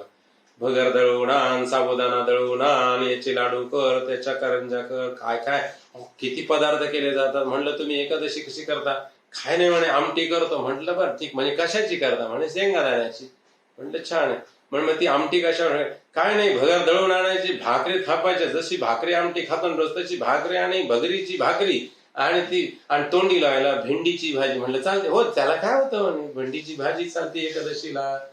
काय चालतं? आपल्याला मनाला वाटेल ते चालतं एकादशीला. जेव्हा आपलं मन त्या देवाच्या जवळ लागेल ना, तर काहीच लागत नाही ह्या देहाला. शिक्षा द्यायची त्याला, 1 दिवस काही मिळणार नाही तुला एकादशीच. एक दिवस सांगून टाकायचं तुला काही मिळणार नाही, आज रोज तुझे लाड केले ना, 14 दिवस तुझे लाड आणि एक दिवस मी म्हणेल तसं वागायचं. ह्या देहाला सांगता आलं पाहिजे आम्हाला. मी म्हणेल तसं वागायचं, अजिबात तुला काही मिळणार नाही एकादशीला. ही एकादशी आहे. 11 इंद्रिय जे आहेत आमचे, 5 कर्मेंद्रिय, 5 ज्ञानेंद्रिय आणि 11वं मन, हे सगळं भगवंताच्या जवळ लावायचं. त्याला एकादशी म्हणतात. त्यामुळे एकादशी आणि दुप्पट खाशी आमच्याकडे म्हण प्रसिद्ध आहे. काय आमची एकादशी आहे, सकाळी उठल्याबरोबर मलाईचं दूध, थोड्या वेळाने अजून ड्राय फ्रुट्स, मग काय अजून ती यादी इतकी मोठी की संध्याकाळ रात्री 12 वाजले तरी म्हणे आपली एकादशी दिवसभराची, काहीतरी द्या ना, खा ना, घ्या ना. अरे हरिनाम कधी घेणार आणि देवाजवळ कधी जाणार, वेळच नाही हे सगळं करता करता आम्हाला. आणि ज्याला याचा वेळ लागतो ना त्याला, आणि ह्या गोष्टी लागतच नाही, खायला प्यायला कशाला काही लागत नाही हो, काय आता सांगावं. म्हणून भगवान म्हणले योंत सुकोंतरा राम ततांतर ज्योतिरेवया सयोगी ब्रह्मनिर्वाणम ब्रह्मभूतोदिगच्छति. आणि सुखासाठी बाह्य विषयांची अपेक्षा न करणे, आणि हेच अंत सुखत्व आहे. आणि करमणूक क्रीडा यासाठी बाह्य, मग कोण आहे, स्त्री आहे, मित्र आहे, ह्यांच्याकडून कसली अपेक्षाच नाही ठेवायची, काहीच करायचं नाही. जितेंद्रिय राहायचं आहे. कर्दम मुनी लग्न झाल्यानंतर दुसऱ्या दिवशीच्या भल्या पहाटे 2:30 वाजता उठले होते. आम्ही लग्न झाल्यानंतर नवरदेव किती वाजता उठतो, गुरुजी आले पूजा करायला सत्यनारायणाची, सांगितलं आईने सकाळी सकाळी लवकर या गुरुजी, कसं आहे पटकन आपलं पूजा झाली म्हणजे मग बाकीचे पाहुणे जेवू खाऊ घालायला आणि त्यांच्या घरी जायला मोकळे. आता गुरुजींना त्यांची माऊलीची गृहिणीची नेहमीची सवय, त्यामुळे ते म्हणले ठीक आहे ताई येतो. किती वाजता येऊ, गुरुजींना माहिती 11 वाजता येऊ का, ते म्हणले 9लाच या गुरुजी. गेले गुरुजी 9ला, यांनी फोन केला या ना गुरुजी, कधी येतात, आले गुरुजी. गुरुजी आले, म्हणले का कुठे आहेत नवरदेवनवरी, अजून अंथरुणात आहे. मग मी काय करू येऊन इथे. कर्दमुनी किती वाजता उठले, 2:30 वाजता लग्नाच्या दुसऱ्या दिवशी. आणि असं किती दिवस उठले, एक दिवस 12 वर्ष. आणि ते 2:30 वाजता उठतात म्हणून त्यांची पत्नी जे देव होती ही 2:15ला उठत होती रोज न चुकता. आपल्या पती उठण्याच्या आधी पत्नीने उठायला हवं. आपण किती वेळा झोपायचं आणि पतीने किती वेळा झोपायचं, आणि आपल्या आई वडिलांनी म्हणजे जे आपले सासू सासरे आहेत त्यांनी किती वाजता उठायचं, याला पण प्रमाण आहे ना. सुनबाईंनी सासूच्या आधी उठायला हवंय आणि नंतर झोपायला हवं. जमेल का आम्हाला असं जीवनात जगायला, जमवतो का आम्ही. मग कसं आम्हाला सुख मिळेल, कसा आम्हाला आनंद मिळेल, कसं मिळेल सांगा ना. ती उठती बिचारी सासू केव्हाच, कुणावर टीका नाही आणि म्हणते अगं बाई हे चहा घेते ना तू, ती म्हणते ब्रश पण नाही केला, घेऊन टाक जा नंतर कर ब्रश. सासू देते आणून तिच्या पुढे चहा. योग्य आहे हे लक्षण का चुकीचं आहे लक्षण, हे ज्याचे त्यांनी ठरवायला पाहिजे. करमणूक नाही करायची देहाची. भगवान म्हणले तुम्हाला सुख हवंय ना, करमणूक नाही करायची, बाह्य करमणूक नाही करायची. आतली करमणूक करण्याची जी साधन आहेत ना ती करायची आहे. आणि ती काय आहे तर इंद्रियापासून मिळणाऱ्या सगळे जी काही सुखाची साधन आहेत ना त्या सगळ्या सुखाच्या साधनाला थोडं थोडं बाजूला सारायचं आणि अंतर्मुख होण्यासाठी प्रयत्न करायचा आहे. आणि अंतर्मुख होण्यासाठी आणि आतमध्येच खरं सुख आहे. भगवान म्हणते आत्मा ही ज्याची ज्योती आणि प्रकाश आहे, आणि तो एकदा दिसला त्याच्याकडे एकदा वळायचा आणि छंद लागला की बस मनुष्य खूप खूप सुखी होतो. मुक्तीला कारण होणाऱ्या ज्ञानाचे आणखी एक साधन आहे. भगवान म्हणले लभंते ब्रह्मनिर्वाणम ऋषया क्षीण कल्मषाः चिन्नद्वैदा यदात्माना सर्वभूत हिते रताः. भगवान काय म्हणताय 25व्या श्लोकामध्ये, क्षीण कल्मषाः ज्यांचे पापादी दोष क्षीण झाले आहे, चिन्नद्वैधा ज्यांचे सर्व प्रकारचे संशय तुटलेले आहेत, यतात्माना ज्यांनी इंद्रियांचे नियमन केलेले आहे, जे सर्व भूत हिते रताः सर्व प्राण्यांच्या हितामध्ये रत आहेत, असे जे ऋषी असतात, असे म्हणजे जे कोणी असतात ते ऋषी समजावे की प्रत्येक म्हणून बघा माऊलींनी आपल्याला सांगितलं जो जे वांछील तो तेला हो प्राणी जात हे. ते असं म्हटले नाही आमच्या चारी भावंडांना खूप सुख द्या देवा, काय गंमत असं म्हणू शकले असते की नाही पांडुरंगाला ज्ञानेश्वर माऊली. आमच्या चौघांना म्हणजे निवृत्तीदादांना, मला आणि सोपान देवाला आणि मुक्ताबाईला खूप, कारण सगळ्या जगाने खूप छळलं हो देवा आम्हाला. आम्हाला वेळेवर अन्न दिलं नाही, आम्हाला खापर दिलं नाही, आम्हाला अग्नी दिला नाही, आम्हाला पाणी सुद्धा दिलं नाही हो देवा. या लोकांनी खूप छळलं हो. आम्हाला समाजामध्ये स्वीकारलं नाही हो देवा. या सगळ्यांना त्रास द्या आणि आम्हाला सुख द्या. म्हटले का ते? नाही. जे खळांची व्यंकटी सांडो, तया सत्कर्मी रती वाढो, भूता परस्परे पडो मैत्र जीवाचे. दुरितांचे तिमिर जाओ, विश्वस धर्म सूर्ये पाहो, जो जेवांची तो तेला हो प्राणजात. प्रत्येक प्राण्याला जे जे मायजल असेल ना, जे जे मनात असेल ना, ते त्यांना मिळू द्या, अशा प्रकारचा भाव आणि त्या ठिकाणी मनात ठेवलेला आहे. आपल्या स्वतःसाठी काही मागितलंच नाही. जर सर्व भूत हिते रता, सगळे सुखी कसे होतील, कायम काय करायचं आहे तर सगळ्या जगाची आणि काळजी करायची आहे. साधक जो असतो ना, कायम सगळ्या जगाची काळजी करतो. पण त्याच्या मनात सर्वदा एकच भाव असतो, सर्वे सुखिनः सन्तु, सर्वे सन्तु निरामया, सर्वे भद्राणि पश्यन्तु मा कश्चित् दुःख. मला कुणाचंही दुःख पाहण्याची वेळच येऊ देऊ नका देवा. त्याच्यासाठी मी काय करेन तर लागेल ते दुःख बघेन. वैष्णवांचं लक्षण हे आहे की जे कधीही दुसऱ्या दुःख बघू शकत नाही. महावैष्णव कोण आहे तर स्वतः तर भगवंताचं नाव घेतात, कसल्या सुखाची अपेक्षा करत नाही, परंतु इतरही जणांना आणि भगवंत भक्तीला वेळ लावतात, ते महावैष्णव आहे. महावैष्णवांमध्ये कोण कोण होते तर प्रल्हाद महावैष्णव होते. बरं, स्वतः नाव घेते नारायण नारायण. पण असुरांच्या मुलांना सुद्धा निर्भीडपणे नाव घ्या रे तुम्ही, तुम्हाला काय करायचं, तू एवढा कसा निर्भीड रे म्हणे, तू देवाचं नाव घेऊन बघ काय फायदा होतो. नारायणाचं नाव घे म्हणजे राजाचे दाद नाही. राजा काय तू राजाला घाबरतो, राजाचा वरचा राजा आहे ना तो नारायण आहे, त्याचं नाव घेऊन बघ. सगळे नाव घ्यायला लागले. त्याचा परिणाम काय झाला तर राजाला आणि त्या ठिकाणी ती बातमी कळली. राजाने आणि दूध धाडले आणि कोण करायला होतं, सगळ्यांनी बीत सांगितलं म्हणे आपलेच चिरंजीव आहेत म्हणे धाकटे. बघा काय करायचं. त्याला मारायचा प्रयत्न केला.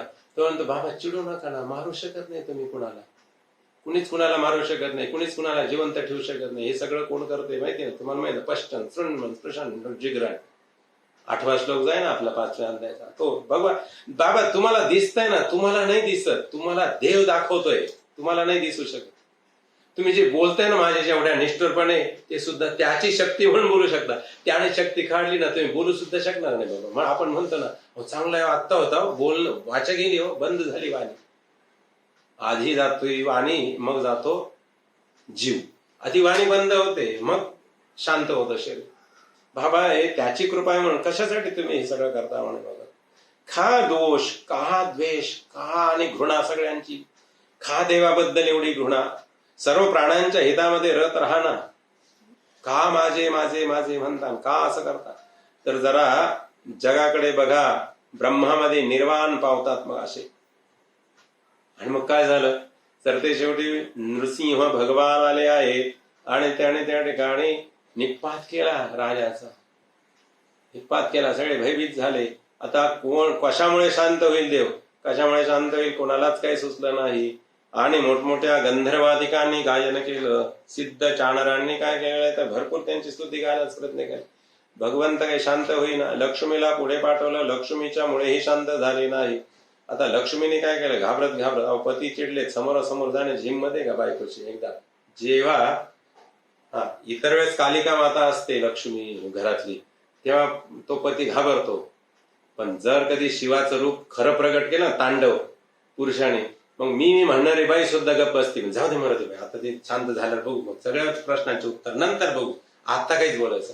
ती लक्ष्मी आली पुढे आली नाही, मागून औदुंबराचे फळ दिले समोर पतिराजांना आणि सांगितले तिला माहितीये काय हिरण्यकाश्यप हा रजगुणी आणि तमोगुणी आहे, माझे पतिराज सत्वगुणी आहेत. बहुतेक यांना आणि बाधा झाली म्हणे, कशा इन्फेक्शन झालं रज आणि तमोगुणाचं, कारण त्याच्या पोटात घातले ना, त्याचं इन्फेक्शन झालं असेल. ते एकदा शांत झाले की हे शांत होते म्हणून तिने काय केलं, औदुंबराची फळं घेतली आणि समोर केली. त्याने त्या औदुंबराच्या फळामध्ये बोट घातली आणि क्षणभर फक्त शांत झाले. क्षणाखाली कल्पवृक्ष म्हणून औदुंबराला वरदान दिलं, तरी पूर्ण शांत झालेलं नाही. लक्ष्मी पण हरली. आता काय करायचं.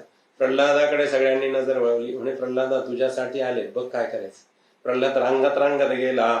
रांगत जाऊन काय केलंय तर भगवंताचे चरण घट्ट धरलेले आहेत आणि ज्यावेळेस तप्त झालेल्या देहाला जेव्हा शीतलतेचा अनुभव आला आणि बघितलं आपल्या पायाला काय थंड थंड लागताय, प्रल्हाद शांत होता आणि त्याने आपल्या भगवंताला, इष्ट देवतेला आणि हाताने स्पर्श केला. आणि जेव्हा भगवंताला त्या प्रल्हादाचा स्पर्श झाला, सगळा राग गळून पडला. आणि राग गळून पडल्यानंतर काय झालेलं आहे तर त्याला आधी आल्हाद उचलून घेतलेला आहे. साधकाने काय करावं तर आपला सगळा क्रोध, राग, विषय, अनुराग हे सगळे बाजूला सारावे आणि फक्त शांत रसाचा अनुभव घ्यावा, भगवान म्हणले. मग त्याला ब्रह्मामध्ये निर्वाण म्हणजे तो ब्रह्म लीन होईल आणि त्याला ब्रह्म आणि आत्मतत्वाचा नक्की नक्की अनुभव होईल. ह्या बाकीच्या कोणत्या गोष्टीमध्ये आणि कशातच गुंतून राहू नये. यज्ञादी नित्य कर्माचे अनुष्ठान करावं, पापातिरूप कल्मशमल क्षीण होतो. यज्ञ करत राहिला. यज्ञ म्हणजे काय आपल्या लक्षात आलं ना, यज्ञ म्हणजे नुसतं अग्नी प्रज्वलित करायचा आणि त्याच्यामध्ये तुपाची आणि तिळाची इत्यादिकांची आविर्द्रव्याची आहुती देत नाही, तर प्रयत्न करायचा आहे त्याग करत करत करत. यज्ञ म्हणजे काय तर खाण्याच्या छान छान एका ठिकाणी वास्तुशांताला गेलो ना तर त्या ठिकाणी त्या यजमानाने सांगितलं, गुरुजी एक काम करा ना, हे 1.25 किलो तो आगीत त्या अग्नीत जाळण्यापेक्षा तुम्ही घरी घेऊन जाऊन खा ना. म्हटलं मला घरी खाण्याची कुवत आहे, तुमच्या घरून 1 किलो तूप घेऊन घरी खाण्याची गरज नाही. हे अग्नीला देणं गरजेचं आहे. ती समिधा, ते तीळ आणि तूप यांचं ज्वलन झाल्यानंतर हवेतलं जे प्रदूषण आहे ना ते दूर व्हावं म्हणून येऊ. मला पाहिजे म्हणून यादीत दिलेलं नाही 1.25 किलो तूप तुम्हाला, आणि मला नकोय ते. तेवढं नको म्हणा, आमची इच्छा. म्हणलं तुमच्या इच्छेला कोण किंमत देतं हो? आम्हाला धर्माने सांगितलं त्याप्रमाणे वागायला हवं. आम्हाला पाहिजे असेल तर आम्ही तुम्हाला वेगळं सांगू ना. गुरुजींच्या दानामध्ये, सप्तधान्यामध्ये 2 किलो, 1 किलो काय होतं, 2 किलो तूप द्या तुमची जर ताकद असेल. पण अग्नीचा भाग अग्नीलाच द्यायला हवा, नाही का? अग्नीचा भाग अग्नीला, कारण त्याने हवेचं प्रदूषण दूर होणार आहे. पण आपण काय करायचं आहे तर नाना प्रकारचे यज्ञ अनुष्ठान करायचे म्हणजे प्रयत्न करायचे आहे. प्रयत्न करायचे आहेत. हे सगळं शुद्ध, नुसतं हवेचं प्रदूषण शुद्ध नाही तर आपल्या ह्याच भूमिरापो नलो वायो खम्मनो मधुरे वच ही अष्टधा प्रकृती ज्याने बनली आहे ना, त्यामुळे हा देह जो बनला आहे, ह्या देहातली शुद्धी जशी बाहेरची अग्नी ह्या वातावरणाची शुद्धी, अंतराची शुद्ध होण्यासाठी प्रयत्न आणि यज्ञ करायचा. त्याच्यासाठी वारंवार श्रवण, मनन, सतत निधिध्यासन आणि सम्यक दर्शन, आत्मसाक्षात्कार होतो. अनायासे तो मुक्तीला कारणीभूत ठरतो. भगवान म्हणले शरीर इंद्रियांचं नियमन करायला हवं, दयाळूपणा ठेवायला हवा, दयाळूपणा ठेवायला हवा. किडामुंगीवर सुद्धा दया करता आली पाहिजे आम्हाला. किडामुंगीवर सुद्धा दया करायला आपल्याला शिकलं पाहिजे. थोडस जरा विचारांमध्ये बदल करावा. कधी कधी विचारात बदल करण्याची सुद्धा आपण जर तयारी ठेवली तर होऊ शकतो बदल. हे पहा, फुलावर आळई आहे, ते फुल देवाला वाहिलेलं आहे. काय करायला पाहिजे आपण? आळई फेकून द्यायची का काय? म्हणजे आळई फेकताना कुठं फेकायला हवी? कोणाच्या पायाखाली येणार नाही याची काळजी घ्यायला हवी. नंतर धरली दिली फेकून कोणाच्या पायाखाली गेली तर त्या हत्येचं पाप कोणाला लागेल? आम्हाला लागेल. मग त्याला जर आपल्याजवळ दुसरं काही झाड नसेल तर ते फुलच उचलावं, देवाची क्षमा मागावी आणि ते फुलासह आळई अल्लात एका कोपऱ्याला कुठतरी ठेवून द्या. पुढे देव जाणे, ती आळई जाणे, तो जीव जाणे. आपण आज धरून फेकायचे नाही रागा रागा. एवढा भाव आमच्या मनात आला पाहिजे. आमच्या मनात एवढा भाव आला पाहिजे. आणि हे सगळं काय होतं, शरीर इंद्रियांचं नियमन, दयाळूपणा, ह्या सगळ्या गोष्टी केल्या की आत्मस्थितीमध्ये विचार करावा. हो, एवढीशी मुंगी आहे, तिला सगळं आहे. कसं केलं असेल, कसं केलं असेल त्याने निर्माण. कधी विचार करावा, डाळिंब सोलताना खावतो आतमध्ये तो 2-2 दाण्यांच्या अशी जी रेग रेग आहे, त्याच्यामध्ये एक छोटासा पापुद्रा जो पांढरा पांढरा आहे, कसा केला असेल हो देवाने निर्माण. कधी विचार करावा की नाही आपण? ह्या विचार करायला लागलो की देव काय आहे, काय तो केवढा मोठा, म्हणजे कलाकार केवढा मोठा असू शकेल हा माझा देव. ही जी नियती आहे, सृष्टी आहे, कसे फुल आहेत, कसे सुगंध भरले त्याने. मला त्याकडे बघायची सवय लागली ना, त्याचा भोग घेण्याची नाही गरज पडणार, तर मला त्याची सेवा करावी वाटेल. मग त्या सृष्टीची, ती समोर दिसणाऱ्या सगळ्या गोष्टींची सेवा करावी वाटेल. ती सेवा म्हणजेच माझा ईश्वर आहे. म्हणूनच माझा ईश्वर आहे. म्हणून तर आम्हाला तुकाराम महाराज म्हणले, वृक्षवल्ली आम्हा सोयरी वनचरी. सुंदर प्रकारे कर्मयोगाचं लक्षण असं आहे. आता भगवंताने 25व्या श्लोकामध्ये ह्या सगळ्या गोष्टी सांगितल्या. त्यानंतर पुढे सांगितलेल्या आहे की काम क्रोध वियुक्तानाम यतीनाम यतचेतसाम अभितो ब्रह्म निर्वाणम वर्तते विदितात्मनाम. काम क्रोध यांनी रहित असलेल्या आणि यतचेतसा म्हणजे चित्ताचे नियमन केलेल्या, विदिता आत्मना म्हणजे आत्म्याला साक्षात जाणलेल्या, यतीना म्हणजे संन्याशांना, आणि काय होतं ब्रह्मनिर्वाण म्हणजेच मोक्षपद, अभिताहा जिवंतपणीच आणि मेल्यावर पण दोन्ही वेळेस प्राप्त होतं. जिवंतपणे पण प्राप्त होतं, मेल्यावर तर नक्की प्राप्त होणार आहे. आणि याच्यामध्ये शंकाच घेऊ नाही. यतींना हे सगळ्या गोष्टी सहज साध्य होतात भगवान म्हटले. आणि सर्व कर्मयोग्यांचेच ते लक्षण आहे असे आणि त्या ठिकाणी भगवंताने सांगितलेले आहे. आणि म्हणून आपण खूप बारीक ह्या गोष्टींचा विचार करून आणि त्याप्रमाणे जगण्याचा प्रयत्न करायला हवा आहे भगवान म्हटले आहे. आता भगवंताने त्याच्या पुढच्या 2 श्लोकामध्ये खूप छान गोष्टी सांगितल्या.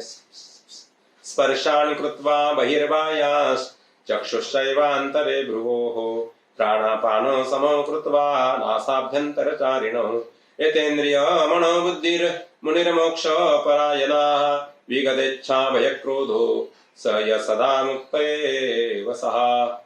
आता भगवान काय म्हटलेले आहेत, याहा मुनीही म्हणजे जो कुणी मुनी किंवा संन्यासी, बाह्या स्पर्शान म्हणजे शब्द स्पर्शादी बाह्य विषयांना, आणि काय केले बही एवं कृत्वा म्हणजे बाहेरच ठेवलंय, त्यांना आतमध्ये नाही.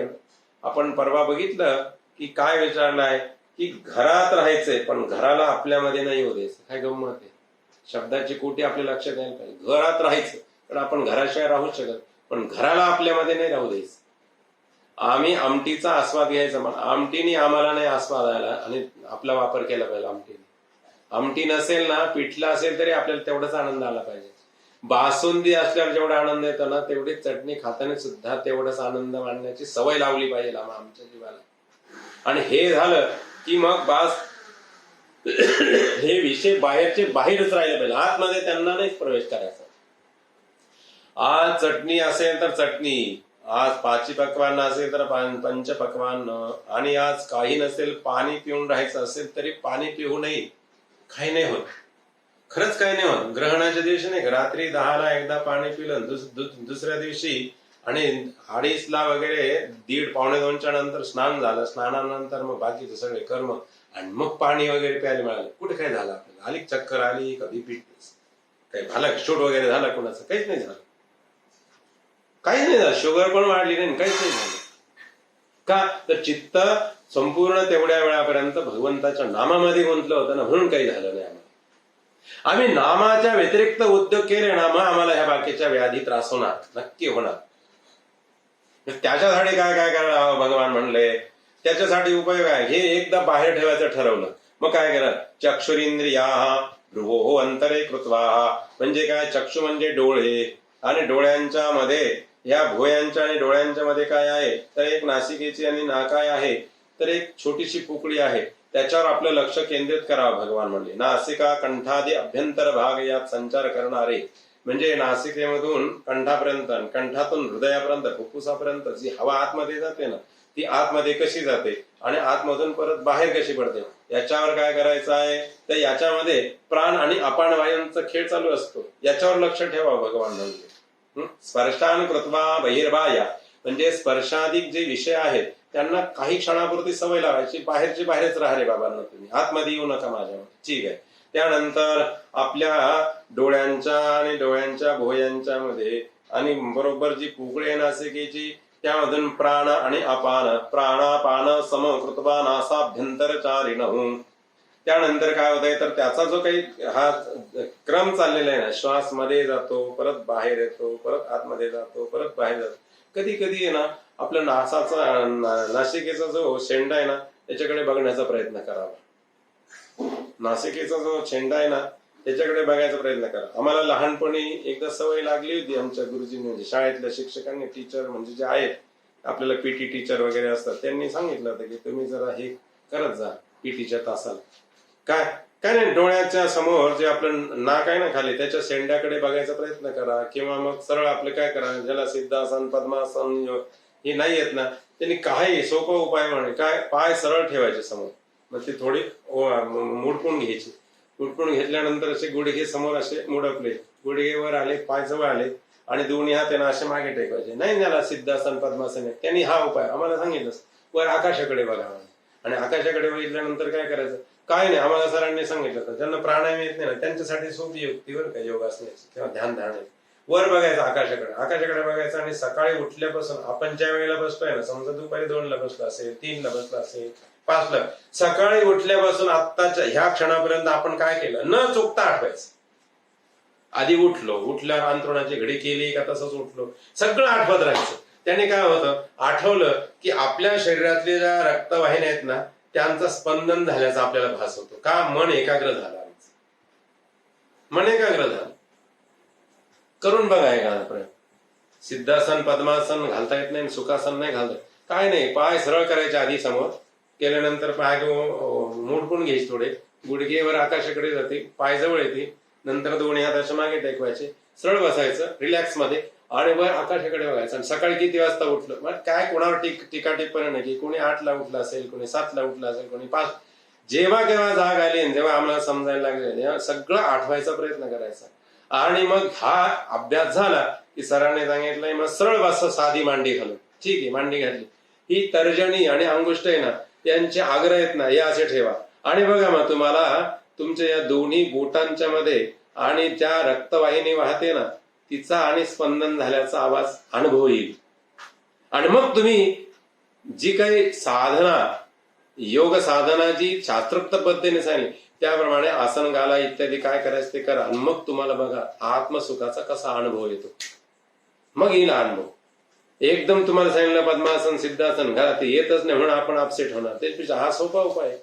मग भगवान म्हटलंय काय, नासाभ्यंतर कारण नासिका कंठादी अभ्यंतर भाग आहे, यामध्ये संचरण करणारा जो प्राण आणि अपान वायू जो आहे ना याच्यावर लक्ष ठेवावं भगवान म्हटले. आणि दोन्ही सम करायचे. भगवान काय म्हणले, दोन्ही सम करायचे. येतेंद्रिय मनोबुद्धी, ज्याने इंद्रिय मन आणि बुद्धी यांना नियमित केले आहे. सम करायचे म्हणजे काय, प्राण वायूला सुद्धा आतमध्ये येऊ द्यायचं नाही, अपान वायूला सुद्धा बाहेर जाऊ द्यायचं नाही. दोघांनाही बंद करायचंय काही क्षणापुरतं बरं. आणि दोघांना बंद केलं की मग शांत आपलं मन होईल. आणि मग काय होतं, त्यांचा निरोध केला आणि असं ज्यावेळेस ज्याला जमेल ना त्याला तो मोक्षपरायण झाला असं समजा. म्हणून आम्हाला शंख वाजवायचा असेल ना भगवत भक्तांना, दीर्घ श्वास घेऊन आतमध्ये हवा भरावी लागते फुफ्फुसात.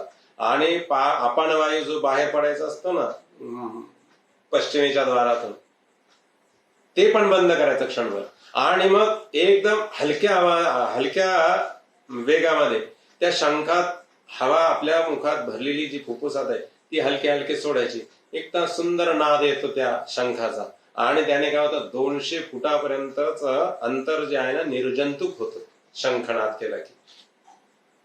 आपण तर होतो परंतु आजूबाजूचं 200 फुटापर्यंतचं अंतर सुद्धा आणि एकदम निर्जंतुक होतो.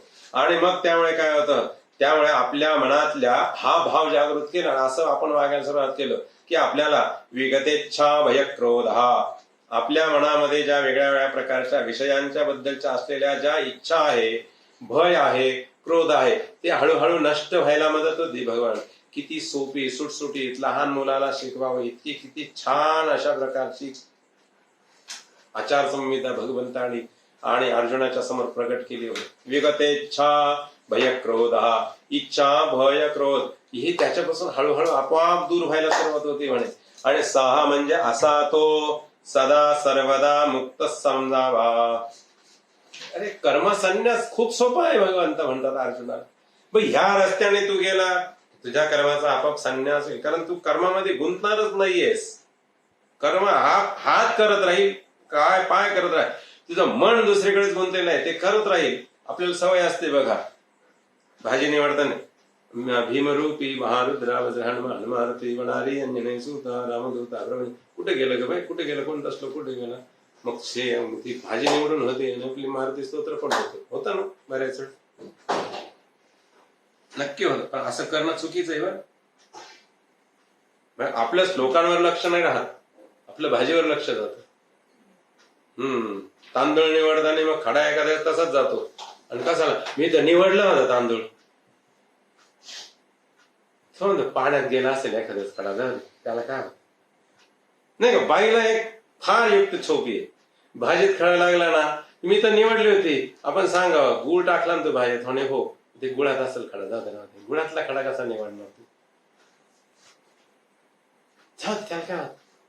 आणि ते काय म्हणे जवळ म्हणे लक्ष यांच्या दाताखाली भरा लागतो मी एवढी भाजी खाल्ली तरी मला यांनाच बरं लागतं पहिलाच घासाला खडा.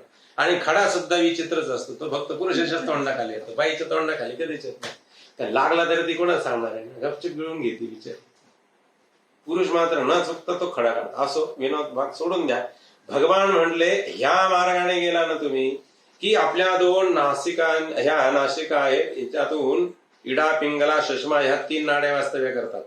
इडा पिंगला सुषमा या 3 नाड्या वास्तव्य करतात. म्हणून त्या प्राणायाम करून त्यांच्यावर नियंत्रण मिळवायचं आहे. नुसता विनोद नाही तर त्यानंतरही सुद्धा पुढच्या गोष्टी भगवंतांनी खूप विस्तृतपणे सांगितलेल्या आहेत. साधी सोपी भाषा आपल्याला समजावी म्हणून साध्या सोप्या भाषेमध्ये आपल्या समोर प्रकट करत आहे भक्त मंडळींनो. ह्याच प्राण अपान आणि ह्या वायूंवर नियंत्रण ठरवायचं. इडा पिंगला सुषमा आणि यांच्यावर नियंत्रण मिळवलं की कुंडलिनी जागृत व्हायला मदत होते. कुंडलिनी जागृत झाली की मग तुम्हाला आत्मसाक्षात्कार व्हायला मदत होते. आणि भगवान म्हटलेले आहेत मग कुंभकाच्या योगाने काय करायचं, त्यांचा निरोध करायचा. सर्व इंद्रिय संयमन करून प्राणायाम परायण होऊन इंद्रिय मन आणि बुद्धी यांचं नियमन करायचं. आपोआप मननशील जीव होतो आणि मननशील झाला की मोक्षाचा अधिकारी बनतो. मोक्ष निराळा संपादन करण्यासाठी त्याला गरज आपोआप येतो म्हणे, सहज येणारी गोष्ट आहे मोक्ष हा. अशा समाहित चित्त पुरुषाने आणि काय जाणावे ते सांगतात. भोक्तारम यज्ञ तपसाम सर्वलोक महेश्वरम सुहृदम सर्वभूतानां ज्ञात्वा माम शांती मृच्छति. आणि मग काय आहे तर भगवान म्हणले की बघा असा साधक ज्यावेळेस त्या पदाला येईल ना त्यावेळेस त्याने काय करायचं, यज्ञ तप यांचा करता व देवता या रूपाने भोक्ता सर्व लोकांचा सर्वेश्वर भूतावर निरपेक्ष उपकार करणारा आणि काय आहे तर अशा मला म्हणजे सर्व भूतांच्या हृदयात राहून सर्व बुद्धिवृत्तींना पाहणाऱ्या नारायणाला तो मी आहे आणि मी तो आहे. अहम ब्रह्मास्मी हा भाव जागृत करावा. किंवा मी म्हणजेच ब्रह्म आहे, ब्रह्म म्हणजेच मी आहे, दोघांमध्ये अंतर नाही. आत्मा म्हणजेच परमात्मा आहे आणि परमात्म्याचे सगळे गुण आत्म्यामध्ये आलेले. मी आत्मा आहे, मी शरीर संघात नाही हा भाव जागृत करा. आणि बस झाला कर्मसन्यास, झाला तो सुखी, झाला तो आत्मसंतुष्ट आणि मग झाला तो कैवल्य पदाचा अधिकारी, झाला तो परमहंस असं समजावं. त्या सगळ्या गोष्टींपासून तो सहज अलगत मोकळा होतो, मुक्त होऊन जातो भगवान म्हटले.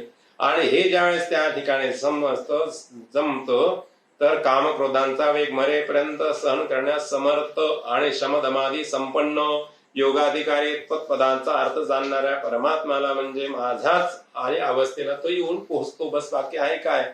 आणि अशा ह्या मुख्य संन्यासालाच मुक्ती प्राप्त होते हे सिद्ध झाले आणि तुला समजून सांगितलेलं आहे असं भगवान म्हणले.